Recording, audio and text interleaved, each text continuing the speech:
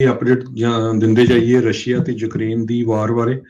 ਕਹਿੰਦੇ ਵੀ ਯੂਕਰੇਨ ਦੇ ਇੱਕ ਆਰਮੀ ਬੇਸ ਦੇ ਉੱਤੇ ਰਸ਼ੀਆ ਦੇ ਵਾਰ ਪਲੇਨਸ ਵੱਲੋਂ ਹਮਲਾ ਕੀਤਾ ਗਿਆ ਹੈਗਾ ਆ, ਤੇ ਇਹਦੇ ਨਾਲ ਇੱਕ ਜਿਹੜੀ ਨੋ ਫਲਾਈ ਜ਼ੋਨ ਵਾਲੀ ਗੱਲ ਸੀ ਉਸ ਨੂੰ ਵਾਇਲੇਟ ਕੀਤਾ ਗਿਆ ਆ। ਵਾਰੋਵਿਵ ਕਰਕੇ ਟਾਊਨ ਆ ਪੋਲੈਂਡ ਦੇ 15 ਮੀਲ ਬਾਰਡਰ ਦੇ ਉੱਤੇ, ਉੱਥੇ ਇਹ ਰਸ਼ੀਆ ਦੀ ਆਰਮੀ ਨੇ ਅਟੈਕ ਕੀਤਾ ਤੇ 35 ਲੋਕਾਂ ਦੀ ਜਿਹੜੀ ਆ ਮੌਤ ਹੋ ਗਈ ਆ ਇਸ ਹਮਲੇ ਦੇ ਵਿੱਚ। ਇਹ ਜਿਹੜੀਆਂ ਨਵੀਆਂ ਅਪਡੇਟਸ ਆ ਰਹੀਆਂ ਹੈਗੀਆਂ। ਕਹਿੰਦੇ ਭਈ ਪਿਛਲੇ ਸਮੇਂ ਦੇ ਵਿੱਚ ਇਹ ਜਗ੍ਹਾ, ਇਹ ਜੋ ਫੈਸਿਲਿਟੀ ਆ, ਇਸ ਨੂੰ US ਤੇ ਨਾਟੋ ਦੇ ਟਰੂਪਸ ਉਹਨਾਂ ਦੇ ਟ੍ਰੇਨਿੰਗ ਦੇ ਲਈ ਵਰਤਿਆ ਜਾਂਦਾ ਸੀ। ਯੂਕਰੇਨ ਦੀ ਮਿਲਟਰੀ ਤੇ ਹੋਰ ਜਿਹੜੇ ਲੋਕ ਹੈਗੇ ਆ 1000 ਦੇ ਕਰੀਬ ਫੋਰਨ ਵਲੰਟੀਅਰਸ ਆ, ਉਹ ਇੱਥੇ ਇਕੱਠੇ ਹੋ ਕੇ ਜਿਹੜੇ ਆ ਉਹ ਰਸ਼ੀਆ ਦੇ ਅਗੇਂਸਟ ਲੜ ਰਹੇ ਹੈਗੇ ਆ।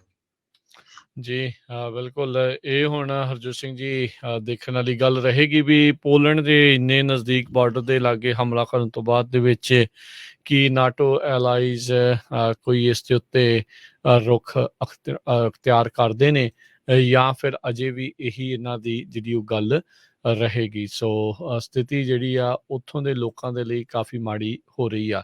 ਉਧਰ ਰਸ਼ੀਆ ਦੇ ਚੈਨਲ 1 ਜਿਹੜਾ ਸਟੇਟ ਸਪਾਂਸਰਡ ਉੱਥੇ ਦਾ ਚੈਨਲ ਆ, ਉੱਥੇ ਲਾਈਵ ਨਿਊਜ਼ ਟੈਲੀਕਾਸਟ ਦੇ ਵਿੱਚ ਉੱਥੋਂ ਦੀ ਇੱਕ ਇੰਪਲੋਈ ਜਿਸ ਦਾ ਨਾਮ ਮਾਰੀਆ ਸੀ, ਉਹ ਬੈਨਰ ਲੈ ਕੇ ਲਾਈਵ ਜਿਹੜੇ ਟੀਵੀ ਦੇ ਵਿੱਚ ਆ ਗਈ, ਕੈਮਰੇ ਦੇ ਮੂਹਰੇ ਆ ਗਈ। ਨੋ ਵਾਰ ਦੇ ਜਿਹੜੇ ਉਹ ਪੋਸਟਰ ਆ ਉਹ ਲੈ ਕੇ, stop the war, do not believe propaganda, they tell you lies, Russians against war ਦੇ ਜਿਹੜੇ ਪੋਸਟਰ ਆ ਉਹ ਲੈ ਕੇ ਮਾਰੀਆ ਜਿਹੜੀ ਉੱਥੇ ਪਹੁੰਚ ਗਈ। ਜ਼ੈਲੈਂਸਕੀ ਨੇ ਜਿਹੜਾ ਆ ਉਸ ਬੀਬੀ ਦਾ ਧੰਨਵਾਦ ਜਿਹੜਾ ਉਹ ਕੀਤਾ।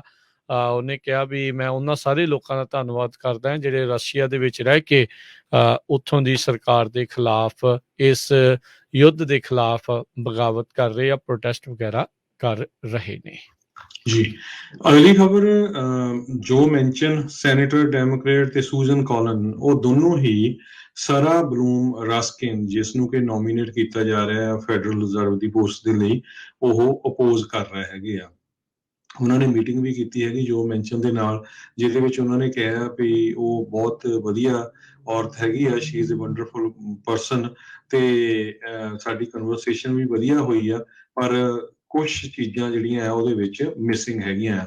ਸੋ ਰਾਸਕਿਨ ਦੀ ਨੋਮੀਨੇਸ਼ਨ ਨੂੰ ਲੈ ਕੇ ਬਹੁਤ ਸਾਰੇ ਜਿਹੜੇ ਮੁੱਦੇ ਹੈਗੇ ਆ, ਖਾਸ ਕਰਕੇ ਐਨਵਾਇਰਨਮੈਂਟ ਦੇ ਨਾਲ ਜਾਂ ਨੈਸ਼ਨਲ ਐਨਰਜੀ ਦੇ ਨਾਲ ਰਿਲੇਟਡ, ਉਹਨਾਂ ਦੇ ਉੱਤੇ ਜੋ ਮੈਂਸ਼ਨ ਅਗੇਂਸਟ ਹੈਗੇ ਆ। ਸੋ ਜੇ ਰਾਸਕਿਨ ਦੀ ਨੋਮੀਨੇਸ਼ਨ ਕਨਫਰਮ ਹੋਣੀ ਆ ਤੇ ਘੱਟੋ ਘੱਟ ਇੱਕ ਰਿਪਬਲਿਕਨ ਸੈਨੇਟਰ ਨੂੰ ਉਹਦੀ ਸਪੋਰਟ ਕਰਨੀ ਪਊਗੀ। ਸੋ ਇਹ ਹੁਣ ਕਾਫੀ ਦਿਨਾਂ ਤੋਂ ਮਸਲਾ ਅਟਕਿਆ ਹੋਇਆ ਆ, ਹੁਣ ਦੇਖਦੇ ਆਉਣ ਵਾਲੇ ਦਿਨਾਂ ਦੇ ਵਿੱਚ ਇਹ ਕਿੱਥੇ ਕੁ ਜਾ ਕੇ ਗੱਲ ਬਣਦੀ ਆ।